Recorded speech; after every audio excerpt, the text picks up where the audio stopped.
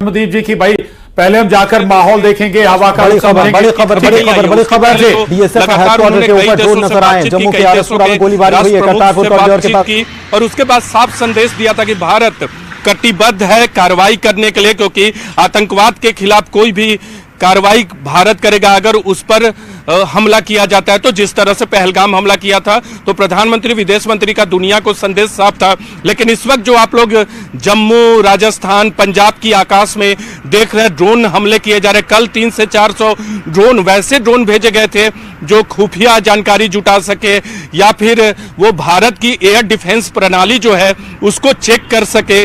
300 से 400 थे। इसके अलावा भटिंडा में एक यूएवी यानी आर्म्ड जिसपे जो धमाका कर सकता था, वो भटिंडा स्टेशन पे जो मिलिट्री स्टेशन है उसको टारगेट किया गया था, लेकिन उसको नष्ट कर दिया गया। उसके बाद भारत की तरफ से 4 यूएवी ड्रोन पाकिस्तान पे भेजा गया और उसी में से एक ने पाकिस्तान के एक बड़े शहर के, जो हमें जानकारी मिली है, उसके डिफेंस रडार सिस्टम को खत्म कर दिया। यानी लाहौर के बाद दूसरे शहर के बड़े डिफेंस रडार सिस्टम को भारत ने खत्म किया। अभी जो तस्वीरें आप देख रहे हैं उसका माकूल जवाब भारत के डिफेंस सिस्टम की तरफ से दिया जा रहा है। भारत ने बार बार इस बात को दोहराया है कि अगर पाकिस्तान कार्रवाई कर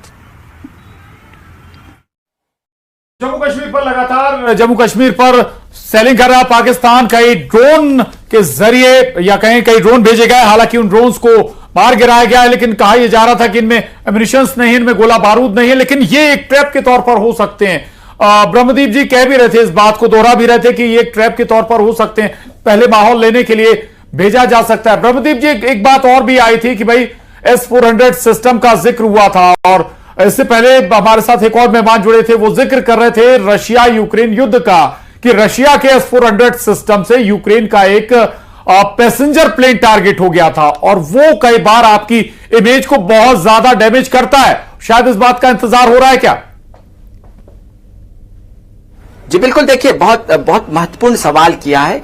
जो पाकिस्तान है वो किसी कीमत पर भारत की वैश्विक छवि को खराब करना चाहता है। पाकिस्तान ये साबित करना चाहता है कि कैसे भारत ने उस पर हमला किया, और यही कारण है कि पाकिस्तान ने अपने जो विमान है अपने देश में जो परिवहन करते हैं उन विमानों को उड़ने की अनुमति दे रखी है। इसका मतलब है कि आप देखिएगा कि कल सऊदी अरब का विमान भी था, और यदि सऊदी अरब का विमान भारतीय ड्रोन से उड़ जाए तो आप समझ लीजिए कि इससे बड़ी बात क्या हो सकती है। दुनिया के तमाम इस्लामिक देश जो है वो भारत के खिलाफ हो सकते हैं। लेकिन यह बात और अच्छी है कि भारत की जो सैन्य तैयारियां बहुत प्रोफेशनल है। हमने अपने टारगेट को ठीक तरीके से अचीव किया, लेकिन उसके बावजूद पाकिस्तान के इरादों पर कभी भी जो है पाकिस्तान के इरादे जो होते हैं बहुत खतरनाक होते हैं, और उन इरादों को समझने के लिए आज का दिन भर का जो घटनाक्रम है बहुत महत्वपूर्ण है। क्योंकि हमारे यहाँ पर सीआरपीएफ की बैठक हुई है, बीएसएफ की बैठक हुई है, प्रधानमंत्री जी से मिले हैं तीनों सेना अध्यक्ष, जो है पुराने सेना अध्यक्ष मिले। इसका मतलब यह है कि भारत एक साझा रणनीति पर काम कर रहा है। 1971 में भारत ने जंग में को कैसे जीता था, उन अनुभवों को भी लिया जा रहा है। और इस सारी रणनीति की आवश्यकता इसलिए भी है क्योंकि हमारा दुश्मन जो है वो बहुत शातिर है, और जो दूसरा दुश्मन चीन है वो बहुत खामोश है। तो क्या वो खामोशी से पाकिस्तान की मदद करना चाहता है? क्या खामोशी से वो हथियार पहुंचा रहा है? और अभी तक जो रूस है वो भी खामोश है।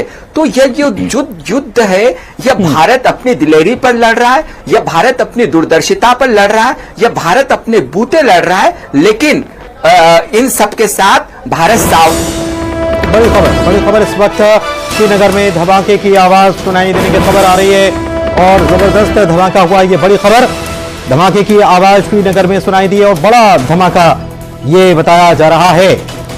तो जम्मू कश्मीर पहले से पाकिस्तान के टारगेट पर है और जम्मू कश्मीर के कई शहर, पंजाब के कई शहरों पर ड्रोन अटैक लगातार हो रहे हैं। इसके अलावा राजस्थान, ये 3 जो बड़े बॉर्डर वाले स्टेट हैं, इनके जो नजदीकी बॉर्डर के जो शहर हैं वो दरअसल पाकिस्तान टारगेट कर रहा है। दूसरी बात ये भी है कि ये भी बात निकल कर आई कि जो पाकिस्तान के पास ड्रोन है उनकी जो कैपेसिटी है वो दरअसल बॉर्डर स्टेट में जो शहर हैं उन तक है, बहुत आगे तक वो मार कर नहीं पा रहे, तक मार नहीं कर पाते हैं। उनकी जो दूरी है नापने की या उड़ने का जो टाइमिंग है वो बताया जाता है। जो तुर्की के विमान है उसके बारे में मैं पढ़ रहा था, 25 मिनट ज्यादा से ज्यादा फ्लाइंग कैपेसिटी उनकी है।